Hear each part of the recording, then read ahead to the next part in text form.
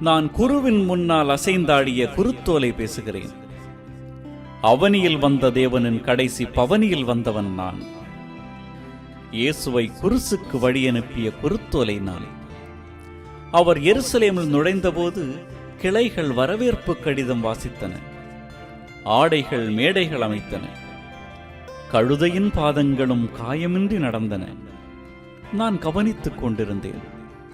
பெரும் புயலுக்கு முந்தைய மயான அமைதியைப் போல, அணையும் திரி கொழுந்து விட்டெறியும் கடைசி கணம் போல, உலரப்போகும் மலரின் கடைசி வாசனையைப் போல, பாடுகளின் காலத்திற்கு முந்தைய பாடலின் காலமாயிருந்தது அது.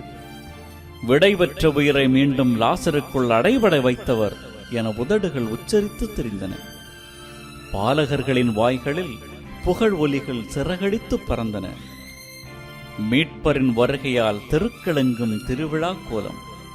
நான் பார்த்து கொண்டிருந்தேன். எனது செவிகளில் சில வெறுப்பின் குரல்களும் விழுந்து திரைத்தன.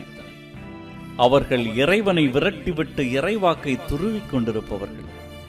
அவர்கள் கடவுளை கழற்றிவிட்டு கட்டளைகளை துடைத்துக் கொண்டிருப்பவர்கள்.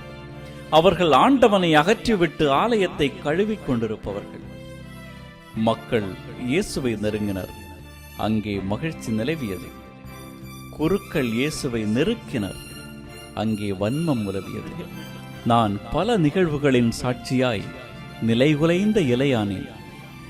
இன்னும் திருந்தவில்லையா என எருசலேமின் மேல் இயேசுவின் கவலை கண்ணீர் தெறித்தது. கல்லின் மேல் கல் இராதபடி எல்லாம் உதிரும் நாள் உதிக்கும் என்ற தீர்க்க தரிசன சொல் தெறித்தது. கற்களும் கூட கர்த்தரை பாடும் எனும் இறைவாக்கு சிரித்தது. நான் கவனித்துக் கொண்டிருந்தேன். நான் வெற்றியின் சின்னமாய் அறியப்படுபவன். எனக்கு தெரியும், இந்த ஓசன்னா குரல்களெல்லாம் விரைவில் ஓசையற்று ஓய்ந்துவிடும் என்பது. இந்த வெற்றி கூச்சலெல்லாம் முற்றுப்பெறும் என்பது. நான் மீட்பின் சின்னமாய் அறியப்படுபவன். நம் மீட்பரின் முன்னால் அசைந்தாடுகிறேன். சாலமோன் என்னை ஆலயத்தின் சுவர்களில் வரைந்து வைத்தார். இங்கே நான் ஆண்டவனின் முன்னால் விரைந்து நிற்கிறேன். தெபோராவின் நீதி இருக்க எனது மரத்தின் கீழ்தான் இருந்தது. இங்கே நான் நீதியின் இறைவனுக்கு முன்பாக நிற்கிறேன். நான் செடியின் முன்னால் அசைந்தாடும் கிளை. அவர் கை நீட்டி என்னை அரவணைத்தார். நான் இலை விரலால் கல்வாரிக்கு கை காட்டினேன். அடுத்த முறை வெண்மையான தொங்கலாடை அணிந்தவர் கரங்களில் சிரிப்பேன்.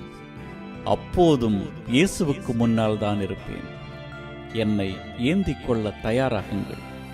நான் குருத்தோலை பேசுகிறேன்.